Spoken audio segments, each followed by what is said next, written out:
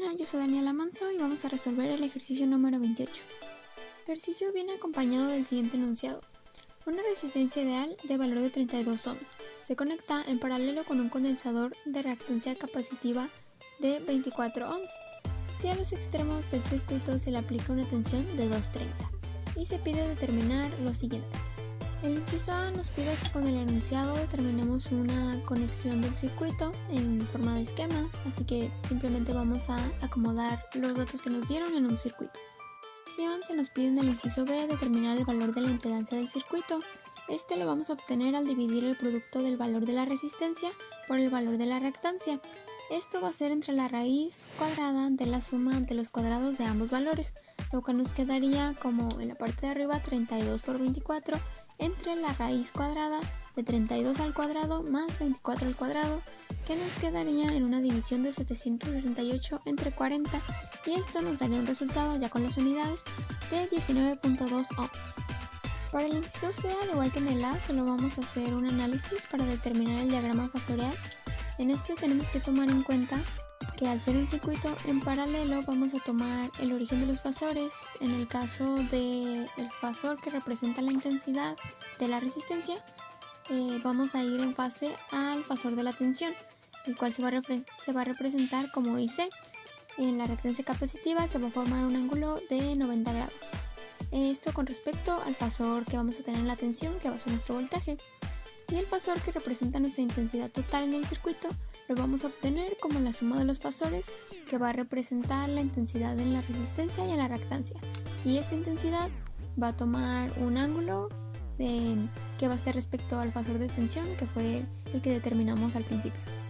En el inciso D se nos pide determinar el valor de la intensidad en cada elemento y después en todo el circuito.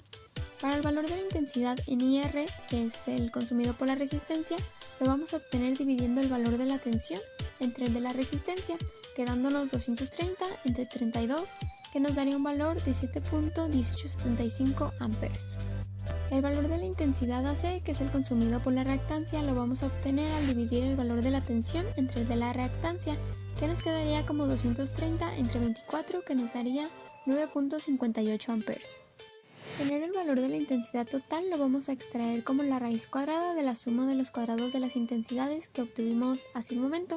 Esto nos quedaría como raíz de 7.1875 al cuadrado más 9.58 al cuadrado, que nos daría un resultado de 11.98 amperes. En el inciso E se nos solicita determinar el valor de las potencias de forma activa, reactiva y aparente del circuito. Para determinar el valor de la potencia activa, vamos a dividir el cuadrado del valor de la tensión entre el valor de la resistencia, quedándonos 230 al cuadrado entre 32, y esto nos daría un valor de 1.653.125 watts.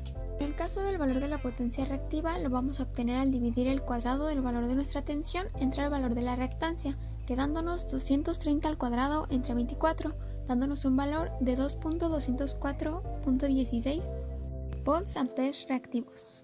De la potencia aparente lo vamos a obtener al dividir el cuadrado del valor de la tensión entre el valor de la impedancia.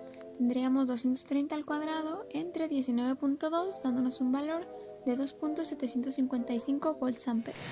Para resolver el inciso F, lo único que tenemos que hacer es tomar el dato que obtuvimos en el inciso B, 19.2, y lo vamos a dividir entre nuestra resistencia, que nos daría un total de 0.6. Ese sería nuestro factor de potencia. La forma de obtener este factor de potencia sería dividir la intensidad de la resistencia entre la intensidad total.